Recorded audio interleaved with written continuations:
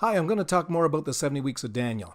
I want to mention that this issue of a gap between the 69th and 70th week isn't the only viewpoint that proposes a gap.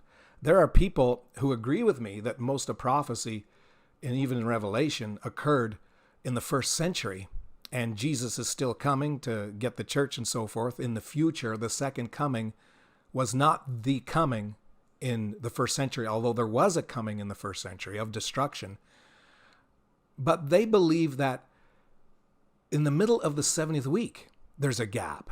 So just like between the 69th and the 70th weeks, there's a gap putting the 70th week ahead 2,000 years in the future. Another group of people believe that in the middle of the 70th week, a gap started, but it's only a short one of 40 years or so, because they insist that the destruction of the temple that's mentioned in Daniel 9 has to be in those 70 weeks. Well, I'm going to show you that's not the case, and it can't be the case. Let's look at it again. Daniel chapter 9, verse 24. And here we read 6 things that are going to occur in the 70 weeks. The 70 weeks are determined to accomplish these things. Now look at that way that the writer is putting this. 70 weeks are determined to going to do these things. Finish the transgression 1, make an end to sins, reconciliation for iniquity, bring in everlasting righteousness, seal up the vision of prophecy, and anoint the most holy. And then he changes his subject from outlining what the 70 weeks are determined for, and then says, know therefore and understand that from the going forth of the commandment to restore and to build Jerusalem unto the Messiah the Prince shall be 7 weeks and 62 weeks. 7 plus 62, or 69. So the Messiah comes at the end of 69 weeks. Now, because he went on to this explanation in verse 25, he ended his purpose of telling us what the 70 weeks were determined for.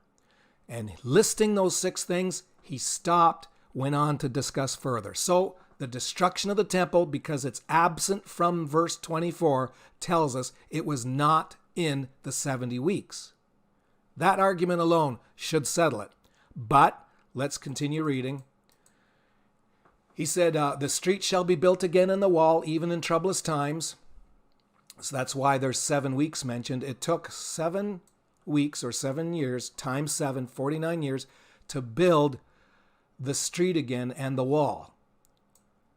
And that was in troublous times. And then following that, there would be 62 weeks. And after all of that, the Messiah would come. And then by the time you get to verse 26, he assumes you already have separated in your mind the 7 weeks from the following 62.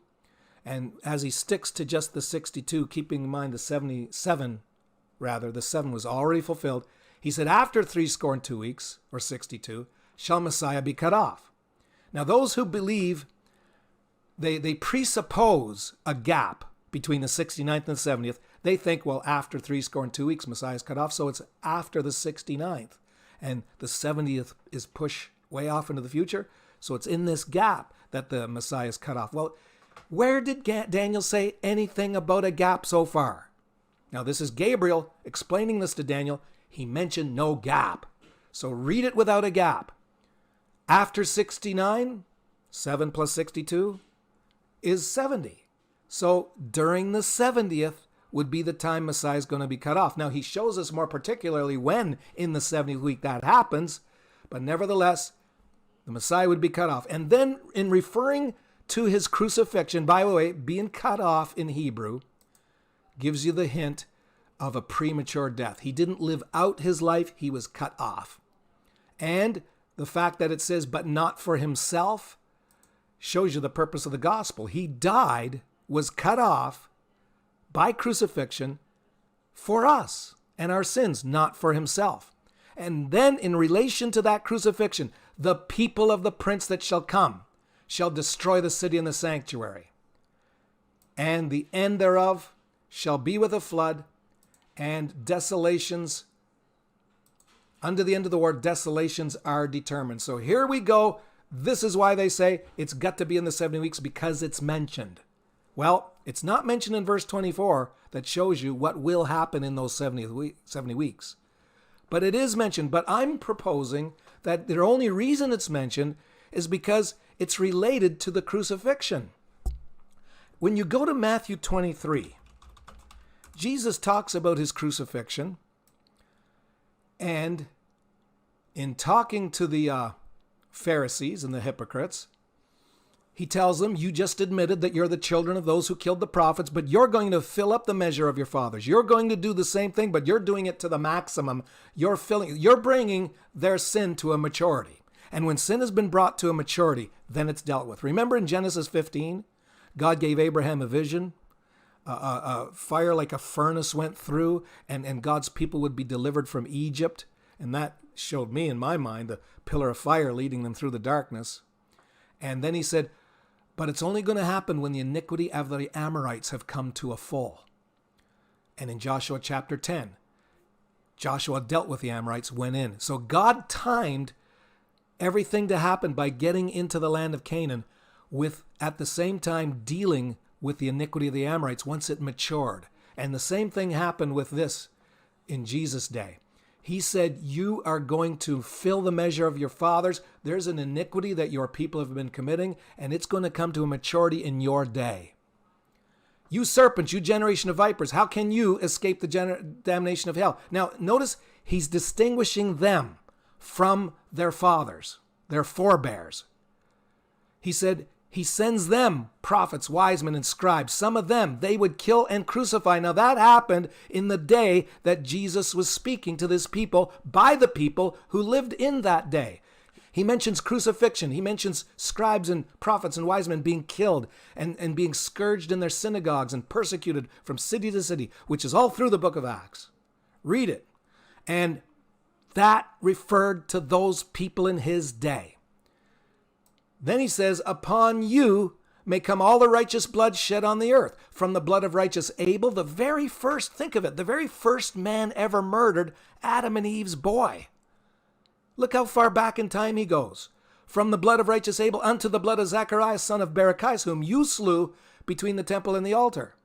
Now, that blood guilt from all that murderous bloodshed from the time of Abel didn't come on their fathers, didn't come on their ancestors. He said they, in their day, were going to fill the cup up with that blood. I think that's the analogy he's using, a cup of blood. And he said it's going to be poured out on you. You read that in Revelation, the wrath of God poured out. The blood would be poured out. That was a filling of the cup. That was a sin coming to a maturity when God judges it. And he says all these things would come upon this generation. So he's talking about Jesus being crucified, just like Daniel 9 talked about Jesus being cut off, but not for himself. And just as Daniel then related the temple destruction to that crucifixion, Jesus relates the temple destruction to the crucifixion. After saying you're going to crucify, you're going to scourge, you're going to persecute and get all that blood on you, your house, Jerusalem, by the way, he's talking to Jerusalem, is going to be left unto you desolate. So the temple destruction was related to the crucifixion. I'm saying that's the only sole reason that Daniel mentions the temple destruction in the sanctuary, because it's associated to his cutting off and crucifixion. It's not part of the 70 weeks. It's not listed in verse 24 of the purpose for those 70 weeks to accomplish 6 things. It's just mentioned because it was so huge, a connecting factor to what would happen in the 70 weeks, the cross of Jesus, that he just happened to mention it, just like he did in the Gospels. So this is why you do not put a gap of any kind between any of the weeks or any of the segmented lesser divisions in those weeks or the years, because it just isn't needed. Now, let's compare. Which is more logical? Which is more faithful and pure without adulterating it to what Daniel said? Saying, well, that destruction of the temple is mentioned. And although it's not in the list in verse 24 of the things that the 70 weeks are for, it's still mentioned, so it has to be in the 70 weeks. And that means there has to be a gap. Or use that idea versus the thought, well, don't put any gap at all because gaps simply weren't mentioned. I've got one more video I wanted to talk about concerning the 70 weeks of Daniel, and it's going to blow your mind how accurate God is. And it'll show you the ridiculous notion that there is a gap of whether it's 40 years or 2,000 years anywhere in those 70 weeks. Watch the next video.